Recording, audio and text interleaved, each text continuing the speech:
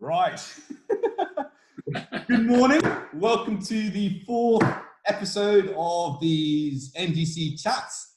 Obviously, it's been a few weeks hiatus, which has coincided with golf course opening up. So I'm sure everyone can understand that. Two very special guests today. Obviously, both past captains. But if someone said to me 10 years ago that I'd be inviting Larry to a two-way interview on relatively sensible things, no one would have believed me. But here we are. A good friend of mine, Larry, I said past captain, past everything, but I think most people know him as the typical salesman at the golf club. And obviously got Bernie, another past captain and good friend of mine as well. So welcome, gents. Cheers, Lex. And looking outside, it's absolutely lashing it down. So I'm glad you could be with me. So first question, which I asked everybody, to you, Larry, first, because you're my top left. Year you joined, who was the captain at the time, and who proposed you? I know Ernie Power proposed me. Who did? Ernie Power. Okay. And I meant to look up who the captain was and forgot. What year, Larry? Do you remember what year? I think it was about either 98 or 99. Mm-hmm. Okay, we can remember that. Fine. That was probably back in your more hardened drinking days, Larry, so you're probably forgiven about not remembering that. Did you actually attend your interview? Or if you did, can you remember any of it? Oh, yes, I had to attend an interview. Yeah, it was all interviews. How about you, Bernie? I was 1992, and I remember the interview well. It was with Albert O'Rourke, Colin Rankin, and Harry Richards. Good old Harry. And who proposed you? To be honest with you, I have a feeling it might well have been Brian Slipper, and I can't remember who seconded me at the time, to be honest with you. That part of it is a bit of a vague history now. Okay. For all those at home, it is now 10:50 a.m. That's all I'm saying. Here's your wine, Bernie. Here's your wine bomb. There it is. This is what past captains do when it's raining outside in the morning. So this is what past captains do any time of day. So you both had, I've had the pleasure of being under both your captain's reigns at different times. What year were you captain, Larry? 2014. Right. You, Bernie? 2012. So was Larry your vice? No, John Foster was vice, because John Foster and Hazel became captains in 2013 in our centenary year. Okay, fine. Who was your vice, Larry? Who was the next captain after me? Yeah, who was your vice captain? I've got a clue. Yeah. Larry. You know what, Larry, I don't even know why I even asked that question. I knew what the answer was going to be. Larry, after you was another fellow big drinker, Edward Firmston. Oh, of course it was Ted. Of course it was Ted. Of course it was. I'll tell you why I remember it was Ted. Because I'd done the massive favour of getting the club burnt down so we could get a new one. And Ted had the pleasure, allegedly, and Ted had the pleasure of having his captain's year in all them new cabins. Yeah, it's funny. Do you know, Larry, your captain's year had two massive incidents, good and bad, okay? I'm going to show you one of the incidents, okay? Ready? Yeah. So, can you see that? Yeah, that's me. That's me. See that, that looks like a very proud captain. He's supposed to be looking so proud, Larry. It's something I'm telling you. That petrol and matches cost me a good few quid, you know. Do you know what? So it's That's amazing how time goes by, doesn't it? Yeah. Yeah. You know, it doesn't. Someone goes, what's it now? 5 years, 6 years ago? Yeah, 2014. It was in September, October, 19th October, I think. Isn't it amazing how the logo on the badge on the outside of the building stayed intact? If that's the only thing you notice from that photograph, Larry, you've done well there. Do you know what I mean? But Larry, the other greatest thing of that year, which not many people realise, and thinking about it, I think it's the last time it ever happened to us. Are you ready? You ready? Yeah. You ready?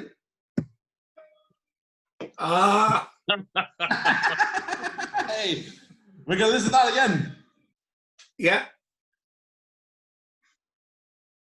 Hey, you're in that as well, Bernie. To be fair, that was more luck than judgment there. That's a lot of luck. Last time we won the Mersey League. Yeah. Last time we won the Mersey League, Larry. That's right. And we won it to both first and second teams, I think. We won the whole league, yeah. We walked there. Clean sweep, I think I remember. That's when we, for like a period of like 6 years, 7 years, won it 3 times. And then it's gone downhill anyway. So, Bernie played a few times with me when I was captain. I did indeed. I know. So who's the player at the time? Then he's not too bad now. Exactly, it's done right. So Larry, we'll get on to another topic later, but talk us through your captain's year and how that fire. First of all, how did you find out about the fire? I was in Sale Golf Club, ready to play some golf with the lady captain, who was. Goodness gracious! It was the Mersey. Lady captain, Larry. Kate Turpey. Yes. I talked to her nearly every bloody day. Kate Turpey, and we were playing at Sale in some event or another inter-club thing. And Graham Coupon rang me. And he said to me, Larry, the club's on fire. And without the swear words, which I uttered back to him, I said to him, don't be acting the age, you know, I'm playing, it's about like 8 o'clock, 8:30 in the morning here. And I says, I'm going out to play golf with Kate Turpey in this inter-club thing. And he says, Larry, I'm not joking you, the club is on fire. And I says, are you serious? And he says, yeah. And so it was then that I had to continue with the arrangements because I was captain. So, but I went down afterwards and... How did you get on? See what I could do. How did you score that day? You what? Did you play well that day? I played well every day, Lex. Even when I played bad, I played well. So priorities took over. Do you know what? I let the flames go down. I'll finish my round of golf, and then I'll go check it out. That's basically what it was. Well, I did say to Graham, slow the fire engines down a bit. Yeah. How about you, Bernie? How did you find out about the fire? Well, strange enough, I was down at Sale at the time. I do believe that it was the Mersey Bowl, which is a mixed competition. I'd arrived down probably similar time to Larry, I guess, and Richard Lees arrived in the car park, and he'd said that on his way over, he could see a massive amount of smoke coming from what he thought was the general direction of Northern Golf Club.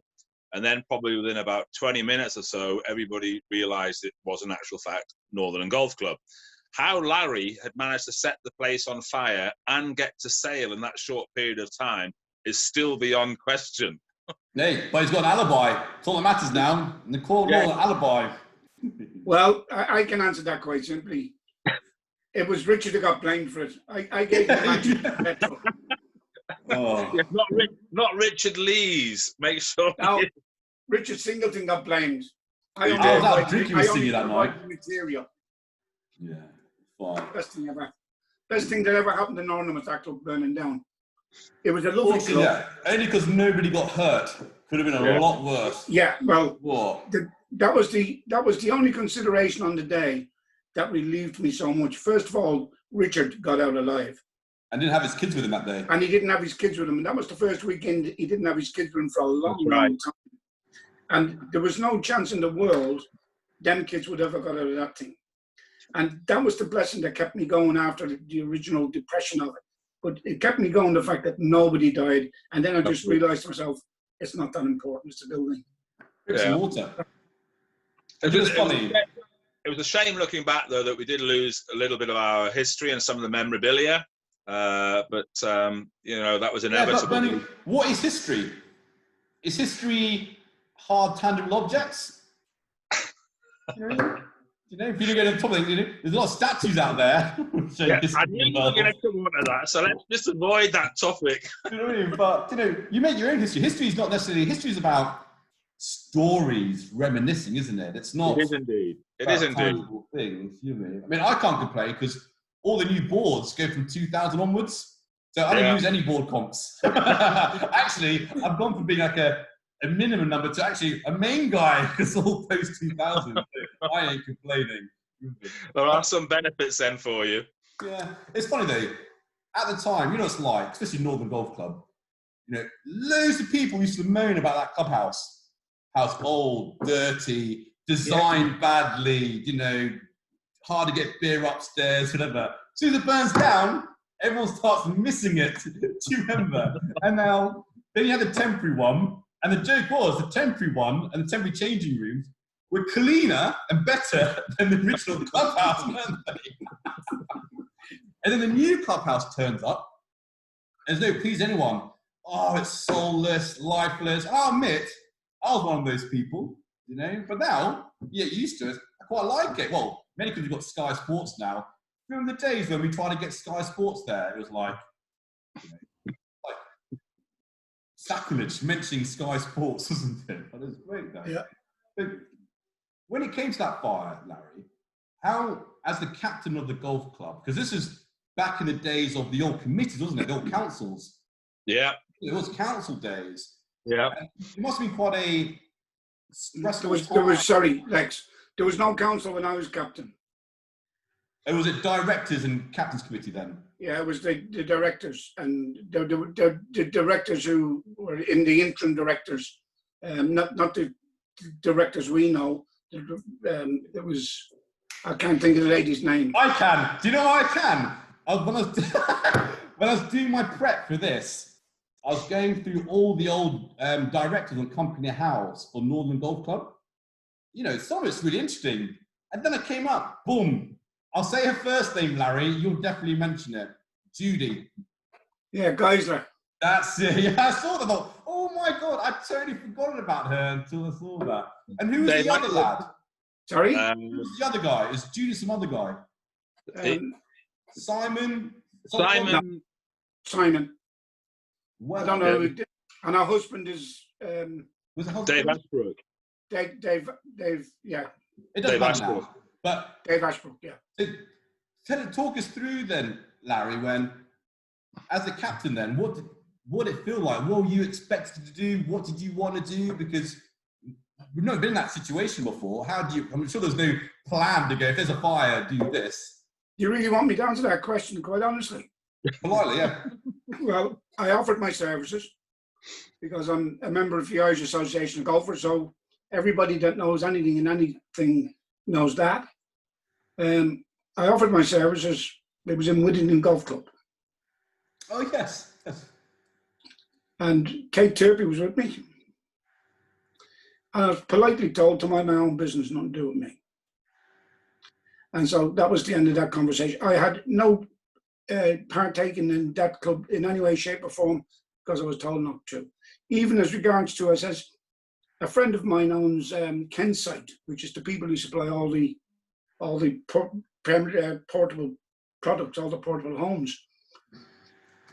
And I says, I know him personally, so I can ring him. And actually, people don't realise he's a very generous man, but he's also a member of the golf club. But you never see him.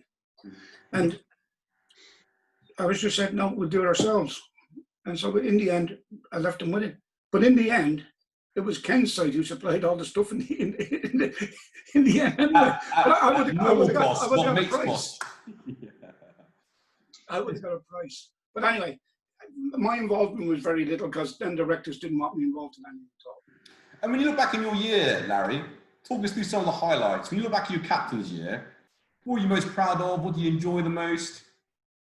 I enjoyed literally everything there was to be about a captain. I really loved being the captain of Northern Golf Club. You know what, Larry? Just a minute. You must have been the last captain to sit in that captain's chair. I was. I wouldn't say the last person, because I know Rob was sat in that chair on the lock-ins, but you're definitely the last captain to sit in that chair. Lexi, I've got news for you. He's sat in it right now. It was my grandkids and my kids have all sat in that chair. They've all had to try out of it. And I've got to tell you something now. That captain's chair was the most uncomfortable chair in the world. You know what? It's probably the only bit of furniture which didn't go down the fire. Bulletproof. The captain's chair was uncomfortable. You'd be sitting in it for half an hour and then you wouldn't be going somewhere else. But it's funny. See, like all my guys, when I say my guys, like me, PB, George, those guys, you know, when we first joined the golf club, obviously pre-fire, and being obviously first time being members of a, call it traditional golf club, because golf clubs in Thailand were obviously completely different. You know, that captain's chair seemed like the norm. And now obviously we haven't got a captain's chair, it makes you think, why did we have a captain's chair? What was the need? And I guess that captain's chair stems back to early days. You with me? Yeah, back to day one. Was it tradition? And again, this is where I think our golf again survey of one, where you know we talk about golf clubs, the stereotypes, and then more specifically down to Northern Golf Club. I think we are turning the corner and, you know, changing the dial. Is captain's chair is a good example. Pre-fire, captain's chair, and that golf club was quite stuffy. You know, to a certain extent, you had that clique who were a lot older than now, but they weren't as old 10, 15 years ago, who were quite loud. You know, who tried to, you know, that smaller crew, the loudest voice, try to do it, and everything came from there. And they would have been the biggest advocates of that captain's chair dress code, where you see now, new clubhouse, no captain's chair, no need for a captain's chair, dress code is more relaxed, more inclusive. And have you noticed how that's changed? Do you think that's for the better or the worst? Well, my opinion is a captain's chair is a focal point of a golf club. And it always was that. Captain's chair or the captain? Well, the captain was always the focal point, and the captain's chair and table. So the captain's chair and table was, the captain would invite people who wanted to come to the table, whatever was going on. So I missed that. I thought that part of it was very good. But at the same time, you find in the modern clubs now, they don't have captain tables, or they have a captain table, but it's not like we had like a proper one. It's got a little signature. It wasn't that big. It wasn't that big. But, yeah. It's well. It wasn't that big. It probably just big enough for your 2 bowls of red and 4 glasses, Larry. That's about it. No, but I enjoyed the captain's table and the tradition of the captain's table. But how about you, Bernie? What, in terms of being captain? Yeah. Yeah. Talk about your highlights, your lowlights. Obviously, for me, you started on a massive high with your opening speech.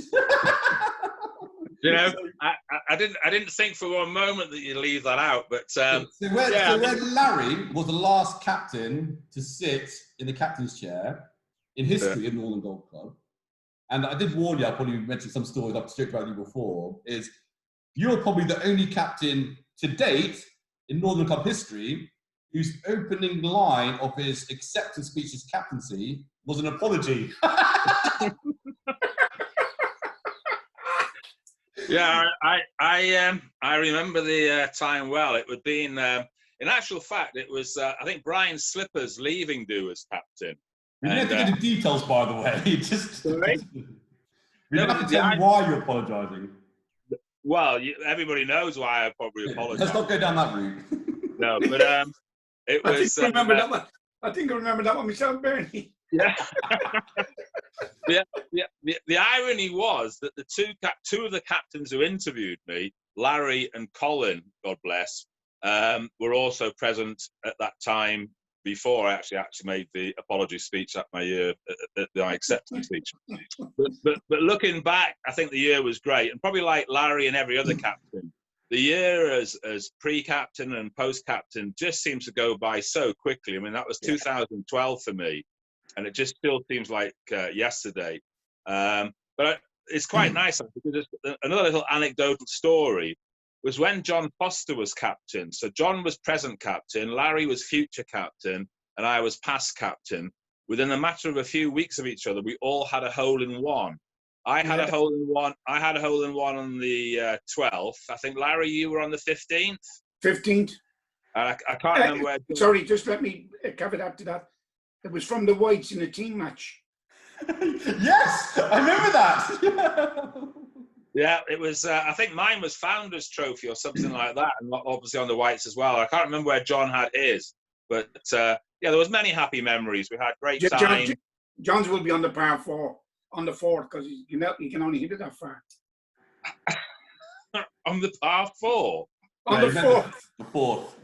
On the 4th, right? It's because from an outsider looking in at the captain's role, because again, serve with one, because I'm at the golf club every day. I'm rarely at the golf club, but I know most of the past captains quite well, so I get to speak to them quite a lot, you know.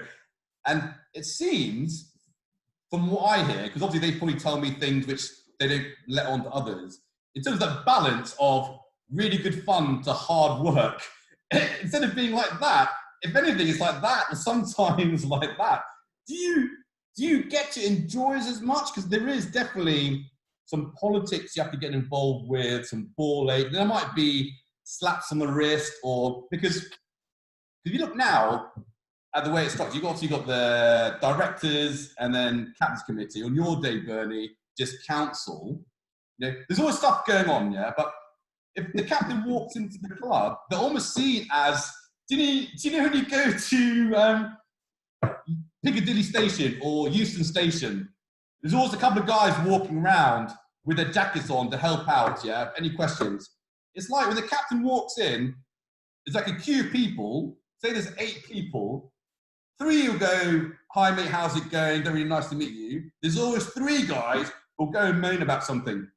Have you seen that guy with shorts on? Have you seen that? Or something just moaning. You know what I mean? Every day. Happens all the time. I'm thinking, how does that impact your experience? You know, because I know people handle it differently. You know, I think Lex, that when I was captain, obviously we still had the committee. You know, Sandy Busby was on it as an honorary president, and so on. And it was slightly different, and that's why it was probably good in some respects that we had the fire, albeit that was quite a drastic route to take.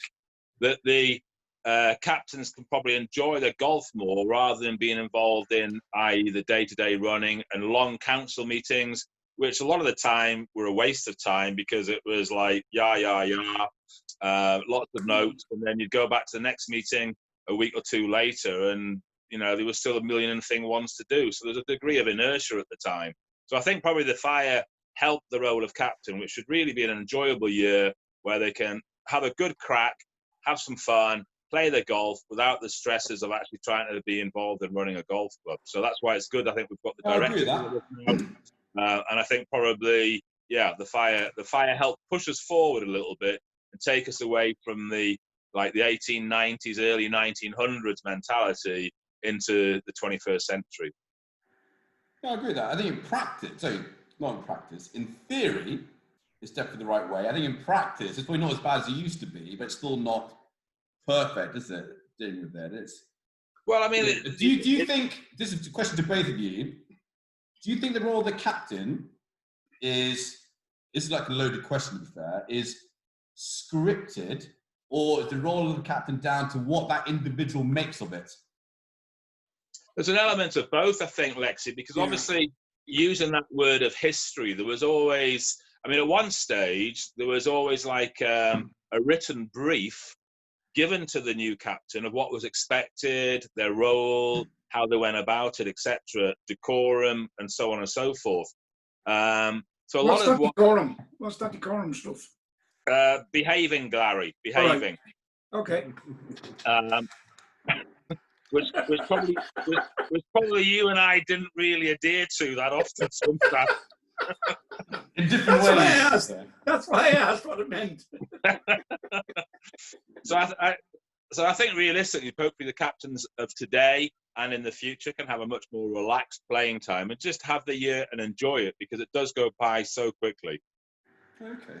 And what do you think, well, I agree with most of what Bernie says. But in the old days, captains used to run the golf club. The captain was the final say in the golf club. The captain said, dig the greens up to dig the greens up. So that's what went on. Now, that was ridiculous. That's true. But I was lucky in my year it was when the takeover thing was going on. There was only... That was fun times, wasn't it?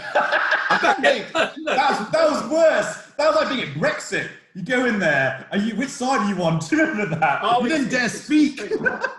I mean, there was the only council meeting I went to 2 council meetings. One was about a share issue. And they're going around and around and around, and then they go around and around again, then they go around. And in the end, I stood up and I says, what do we know about share issues? And there was 2 guys in the club who were friends of yours, I believe. One was from Grosvenor House. I've forgotten his name. Stuart, was it? Yeah, Stuart Evans and Paul McCaughey. Stuart Evans. And the other guy that worked as a stockbroker in London. Yeah, it's Paul McCaughey. Who? Paul McCaughey moved down to Bristol. You're right. He'd done the Hardman thing. And I said to the council, I says, why in heaven's name don't you just ask them boys to be a subcommittee? and in the end, they then talked another 20 minutes about a subcommittee. And then in the end, I said, I'm going home because I'm tired of this. And I just got about a meeting. Mad.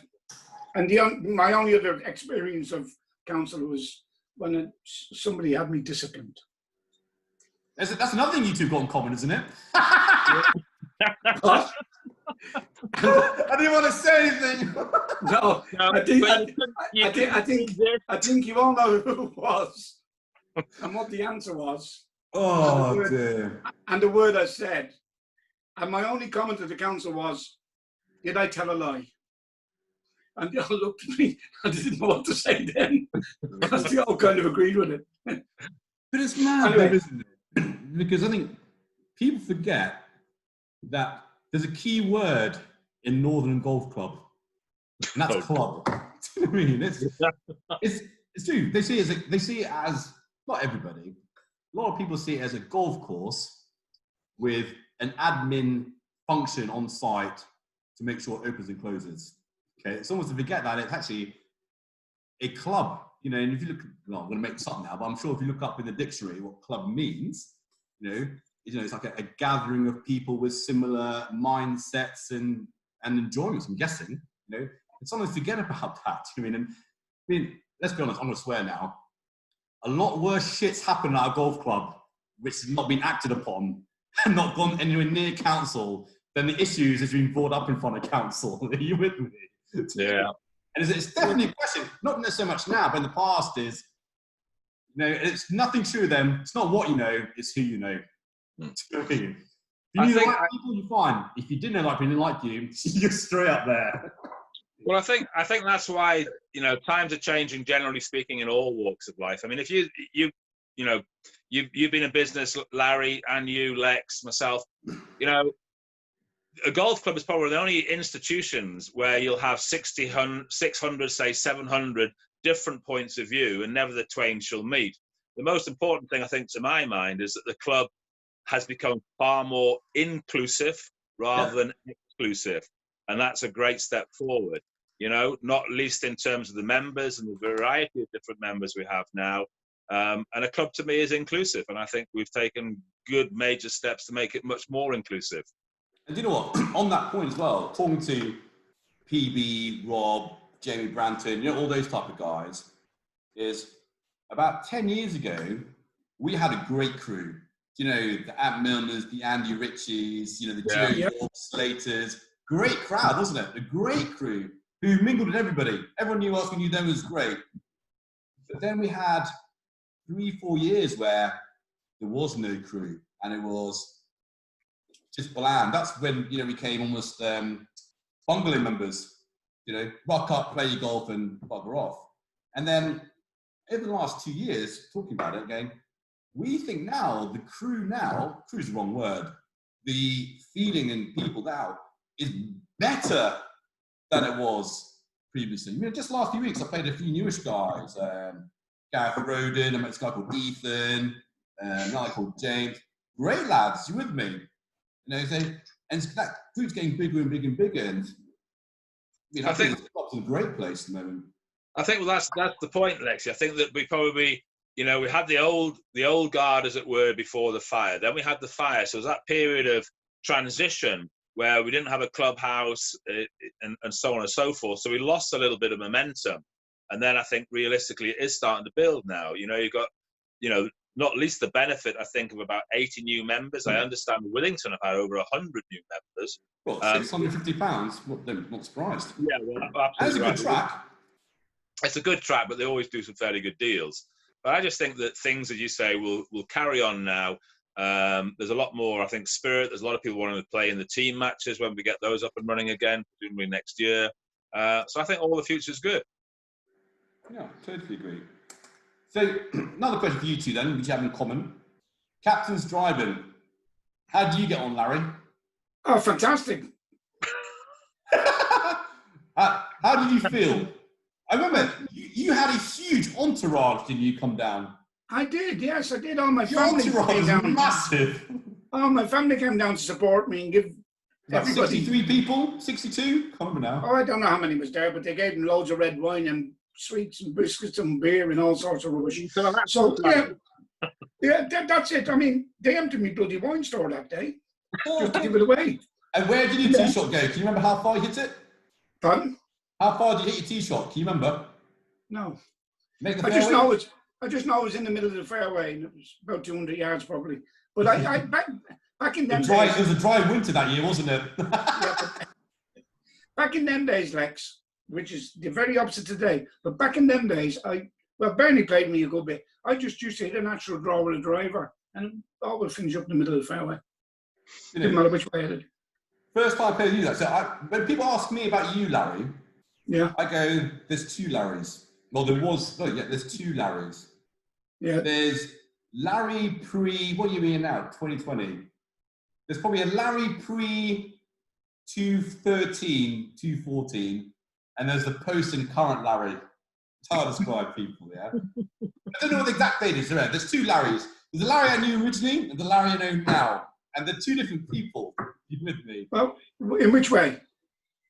Again, my own opinion. The pre-Larry was a bit more obnoxious in a funny way, a bit more obnoxious, likes alcohol. The Larry now is not the real Larry, the lovely guy Larry, the guy I wouldn't mind talking to and spending time with without having to think he's going to get leathered and say something annoying. You're with me? And for lots of different reasons. The first time I played with you, Larry, was a foursomes knockout. Me and Chris Lister against you and Ernie. Playing foursomes. And Ernie did something I've never seen before and never seen since. It was that third hole where we had probably 1,000 geese on the fairway. And he pulled out 3 firepackers. Yeah. Boom, boom. First two didn't even flinch. The third one made this went whoosh. They scattered and we all hit the ground down. Mad that. A long time ago that. But the main reason I'll get you on, Larry, is now if you talk to anyone who's joined the last 2 years and say Larry McDonald, say 20 people asked, Larry McDonald, 19 of them would say one thing. Merlot. 500 Club. Yeah? Rioja. Yeah. Sorry, Larry. So probably a good thing. More people know about you and the 500 Club than you than anything else. So, and the 500 Club has been fantastic. So, can you talk to where the thinking came from, why the name, and what it's done so far for the club, and what the plans or ideas are moving forward? Right. Well, it was thought about between myself and Cape Turpey, and we were the captains at the time, and there was always a captain's charity. That was the way it worked. You had a captain's charity, and I said to Kate, I'm not really bothered about charity because you'd be well aware I'm involved in the big Irish charity day that makes over £50,000 on a day. So I thought, well, that's enough for my charity things. So I wanted to do something for the club. So I said, well, I got this idea in Selby Golf Clubs, it turns out. They had a small thing, and I said, I can increase that. Because I'm a salesman, 200 becomes 5. So I talk bigger than it would be. So I says, we'll do this 500 club. And I says, we'll sell an annual subscription of £5 a week. And I £5 a month. I quite happily said, I'll put 500 pound of my own money in for the draw. If we don't make the money, I'll just give you the money for it and just let's crack on with it. And that's how it really started. And it started off, and in the end, it's had fantastic support from all the members in the golf club. So originally, was it raising money for charity, or was the plan always to put money towards the club? No, the 500 club has always been for the golf club. It's never been for anything else. And the first part of it, when we first started, was, and you, Bernie, will remember all this, was to renovate the old club. That was the main concept of it. So if you remember, I curtains? Was it curtains? Hey? We do curtains. We curtains. And I helped. Were they fireproof? Yeah, they do all the wallpaper and shit like that, and then it all burnt down. So when it burnt down, and the wallpaper. Did Mark Radford help with the wallpaper too? That's right. Yeah, Mark Radford did donate the wallpaper. Me and what's the guy's name on the ground staff?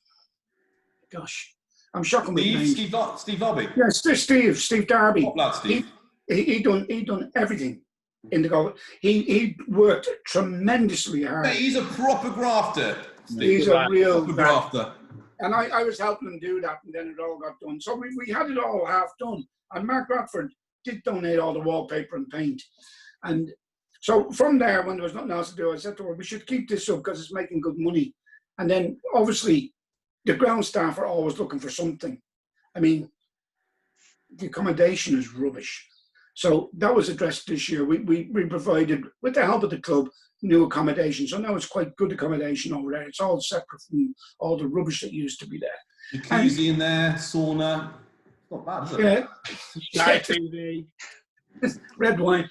And then in the end, what we done was we would do projects. So the greenkeeper would talk to Chris Harrison.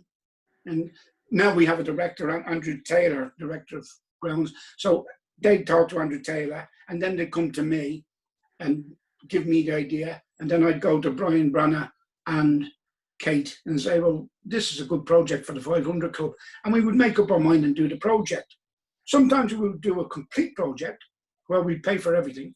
And other times we'd share the project with the club. So I work fairly well with the directors of the club. I deal with Andrew predominantly and the greenkeeper. So I'd go to the greenkeeper and just say, what's this for? How does it work? What's it going to do? And how much money is it going to save? And basically everything is, if a project I'm going to do, like 3 weeks ago, the 500 Club bought a new mower called a Zero mower. That's the one which got emailed out. Didn't it get announced? I saw that communication. Sorry? Yeah, the club sent out a communication about that yesterday, 2 days ago. Yeah, is that the new red one, Larry? That I saw. Or was it on, no, I think you put it on Twitter actually. Maybe it's on Twitter or Facebook. Comment out. Well, I don't do Twitter, so I don't see it.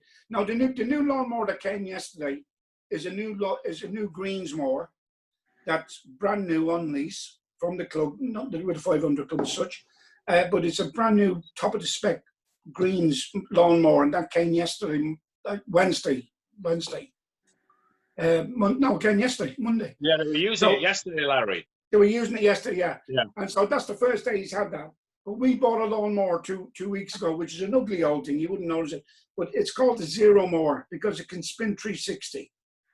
And the idea of it is it can go into trees and cut the rough and cut right around the edge of all the trees. So it can go into very compact areas and cut all the rough out, which they used to have to leave. So that lawnmower was bought 2 or 3 weeks ago by the second hand. But it's a lawnmower that does that job. That's the same thing when it's new or second hand, isn't it? Yeah. So he's done that. And then we bought machines like the digger. That was a 500 Club project. And at the moment, the project we're working on now is to increase the reservoir. You call it a holding area, I'm going to call it a reservoir. But that's so much more complex than we ever thought, because now we've had to pay money for a surveyor to do that. We have to get involved with the water board. We have to get involved with the environmental agency. So it's going to be a big project when it works. It's going to take a while. And the other projects we're doing with Scott at the moment is the PATs. So where we provide material and stuff for the PATs. Okay. So the idea of it is... When did the 500 Club start? What year? It started when I was captain, 2013-14. So 13-14. So we're now in year 7. 8. Is it 8 or 7? Well, How much do you think the 500 Club, over that period of time, has donated towards the club? I think between 90 and 100,000 pounds. Yeah, that's unbelievable, isn't it? It's a phenomenal amount. And if you think 100, just round figures, it's easy. 100,000. What's that? Is that 1,000 members? Yeah, we have at the moment 100 members. Nearly no. We have near 400 members and 100 members. No. To £100,000 is the same as 100 full-paying members. All right, I see where you're at. Yeah, it is. It's unbelievable. And we've given around nearly almost £50,000 back to members in prize money. Because every month we have the £500 prize draw, and every Christmas we make that £500 £1,000. So we give £6,500 back to members every year. Well, Larry, I'm hoping the fact I haven't won the last 18 months because I'm saving it to Christmas. Come on, Larry. You've won a few times. No, I've won it once, ages ago. I'm not sure what numbers in there. If I can just say publicly, you're a great supporter of it, and you always have been a great supporter of the 500 Club, and I appreciate that. I take that compliment, Larry, but to be fair, most of the time, just to stop you from harassing me every time in the golf club. You remember the 500 Club? You remember the 500 Club? Yeah, look, take 2. In fact, take 4 numbers. Just leave me alone. Lexi, if you sorry, change your surname to McHughes, you'll have a better chance. Hey? If you change your surname to McHughes, you'll have a better chance. Yeah, I know. It's like the old being, remember the Highgrove those days. We have a great crack with the Asian guys, and they all take it very, very well about the Asians not winning, and they're all great supporters of it too. The Asian guys like Mo and all them guys to hear, and Ray Pablo and all that, they all support it emphatically. And they just say, Larry, no Asians ever win. I said, well, I'll have to put your numbers in 1 week. Yeah, I know. So you made that joke. I meant that age. Harry, as well, can I just say something though, picking back up on what Lexi said earlier on about the club, the history and all the rest of it? That's been a great step forward as well, because sometimes I think golf clubs in particular, when you look at how Dunham Forest was started, it was meant to be only a Jewish-only golf club. I think the breakdown, I remember interviewing Tahir, Rayhan, I think Mo as well, and Saif, and I think they have become some of the best supporting members at Northern Golf Club, not least because of their involvement in all the team events, getting involved in Witchwood Park, Lexi, which is your bit and all the rest of it. And I think it's been great, and they are a real super asset to our club. But let's not forget, has to start with the first person. And we all knew who that first person was to break the stigma at Northern Golf Club. There can only be one. There can only be one. Patient zero. I'll tell you what. Call me patient zero. I just want to agree with what Bernie has said about them Asian guys. They enjoy the crack. They enjoy the fun of it. And I'll tell you what, the 500 Club, I think, personally, I know I harass people. I know I harass them. But I think it's all done in goodwill and good nature. And I think people like it as well. I think people like being an eyebrow niche sometimes. No, it's good. And you know what? Like the golf club, yeah? I mentioned this to someone recently. At our golf club, there's a lot of starters, but there ain't many finishers. You with me? A lot of people come with ideas, but that's all they do. You need somebody who's going to finish it and go it through. And you're one of those finishers, Larry. If it wasn't for you, that 500 Club wouldn't exist now. It'd be another one of those ideas. It sounds good, lasts a year, whatever. So even though we mock you the other time, you're a massive advocate for that and key to that. And do you know what? If you didn't harass people, I guarantee you, most people don't even know what it is. Nobody people know what it is until you harass them. 500 Club. I'm guessing most of you people going, what are you on about? Yeah, well, yeah, there is that. But if I just say one more thing about the 500 Club, I can. Yesterday, the director sent out a communication about the 500 Club and backing the 500 Club fully. And that's the first time they've ever done that. That's never happened before. And I've got to say, yesterday we had 10 new members. So that was a great help. Join the club or join the 500 Club? 500 Club. The 500 Club. I'm not worried about the club. The 500 Club. If you talk to me about a club, it's a 500 Club. Right. No, it's fantastic. I know. As of end of last week, we had 92 new members, of which majority are over 30 full time. So that's great, you know, and every bit helps, can't they? Every bit helps. Yeah, we noticed that on Friday afternoon at 5 o'clock when everybody was trying to get on the competition at the Smack Busby Cup in 2 weeks' time. It was full within a matter of minutes. Which is good. And you know what? I know, you know, there's people there saying the sheet's full already, blah, blah, blah. But you know what? It's going to happen. And my theory is, who's to blame for not getting on the sheet? You know, just be prepared. And I tell you what, I guarantee I'm on the sheet. I guarantee you, I could get on the sheet because people drop out. People always drop out. Yeah, there's no big deal. So that's a good sign. We're talking about all inclusive. Could I promote the 500 Club Classic, which is a board competition? I know. Hazel told me about that. I said, "Is it a board comp?" I hadn't realised it was a board comp. It is a board. Yeah, the board is in the Summer Busby Bar, and it's been won by James Branton. Won it for the first year. And Kit Parkinson won it last year in a record score. Good old Kit. And this year, it could be you. Could be. Could be. I don't want to be greedy, though. It won't be you. There's not more needy people out there, Larry. Well, I'm talking about you, mates. It's on July the 4th. Is that a Saturday or Sunday? Because I know there's a few. It's a Saturday. Saturday. It goes I live. backed you up there, Larry. It goes live this Friday, Lexi. Sorry? It goes live this Friday for signing on for it. Yeah, and that's open to all Final Club members, regardless if there's 5 or 6 days. Is that right? Yes, it is. Yes, it is. But just to say to you that we're talking to Hazel and Roy at the moment that we may have to make it 2 days because we've got so many members. We're going to have to maybe make it over 2 days and not one. Well, I'm glad I'm not Roy Moore for that then. One day it'll be hot, baking sun. The other day it'll be rain. You know what's going to happen. It's not fair. They have great conditions. It could. It's all done in the great spirit. And there's a silver salver. You know, there's always a people out there. There's a silver salver for the winner, and probably maybe even 500 quid in prizes. I'm sure you could throw in a bottle of nice red wine as well, Larry. Well, I'll have the red wine and you can play golf. Yeah, I like that. So it's getting towards the end of the call now. How do you think this whole coronavirus is changing, will change? You see it peaking again? How do you think it's going to affect golf moving forward? Wow, good question. Go on, Bernie. Well, I have a view at the moment that I think the government needs to grab the bull by the horns and just say, let's get back to normal. Because I think the consequences of not resuming a level of normality sooner rather than later is going to have far greater consequences.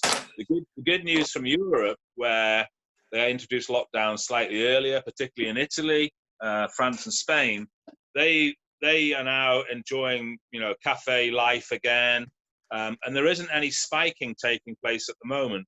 The only downside to that is... There is in other countries. Yeah, and not least in Beijing, where they're reporting an increase. And unfortunately, in New Zealand, it was reported yesterday that they've had 2 new cases, funny enough, brought in by 2 English people who were attending a family funeral over there. Things are going to change. There's no 2 ways about it, both in terms of business and the way that's conducted. Who knows? It's still up in the air. We just don't want a second spike, that's for sure. Yeah, well, then in that case, you can't get it all back to normal because there will be. I mean, I said right at the beginning should have had martial law for 1 month, minimised. You know, it's funny. You don't have these briefings every day at 5 o'clock where they go. Yesterday there was another 2,000 cases or 3,000 cases or 500 new cases, not deaths, new cases. And most reporters now, all they're trying to do is get one up on the other reporter. And some of these questions are the same questions as stupid. But one asked a great question a couple of weeks ago, and I thought, that's a bloody good question. She goes, I think it was she goes, what we want to know is these 3,000 new cases, bearing in mind we're now 2.5 months in at a time of lockdown, who are these people and how are they catching it? Yeah. That's a bloody good question. Do you know what I mean? Yes, if they're NHS workers or related, I get that. But I guarantee 70% aren't. So who are these people? Do you know what I mean? Because they could have only caught it by not following the rules. Yeah. Well, Lexi, the other thing that I'd like to see, and it's all about the horse bolting, etc., is that the journalism and the media coverage, I think, has been pretty appalling throughout. And as you say, they've all been trying to outdo each other. But when people like Laura Koenigsberg says, according to my sources or contacts, the only sources she's got are red sauce and brown sauce, probably in the cupboard in the kitchen at home. They should be they should actually name the sources. It should be a legal requirement. There's been so much stirring up of emotions and so on and so forth. If you're going to print something, you can't say, according to my sources. You have to say it was Fred, it was Bert, or whoever, and it has to be factual. Very much like it is in the French press. You can't print anything over there. Unfortunately, that's a whole other debate which could last weeks, months. Yeah, this could go on. Yeah. Lexi, I see you have the photo shirt on. Deliberately. What's in the background? I know, I've seen that as well. What is it? See, Celtic sounds too obvious. Well, it's the 1967 European Cup winning team, fully signed up. That's the 67 team. Oh, good lad. But you didn't win it back to back, though, did you? You didn't win it back to back. Yeah, but Lexi, it was a Scottish team and the first British team to win the European Cup. Anyone can win it once. Anyone can win it once. But holding it, you say, winning it once is hard, retaining it's harder. All them players. Any Liverpool fans know what I'm talking about. All them players lived in Glasgow. Yeah. They all came from Glasgow. Hey, I think we had one of our players from Glasgow. Brad wanted my captaincy one. You still got that one? You get that out of the fire? Do you nick it off the wall before you set fire to it? No, we were all given photographs, and at the time you got one frame given by the club as well. Yeah. Fine. So, right, lads. On that note, already. Hey, it's good by quick that. Yeah. Great. Really appreciate you guys coming on. I actually really enjoyed that. Great chatting. It's not raining now, and good luck with all the fire in the club, Larry. Keep up what you're doing. Obviously, we'll see each other sooner or later, both of you, no doubt. Absolutely. Well, I'm a beer man, not a red wine man, though, to be fair. Cheers to you both. Cheers, guys. Thanks again. Keep safe. Look after yourselves. And you guys, you take care. Good chatting. Be good. Stay safe. To see you, Bernie. Bye for now, Larry. Take care. Cheers, Lexi.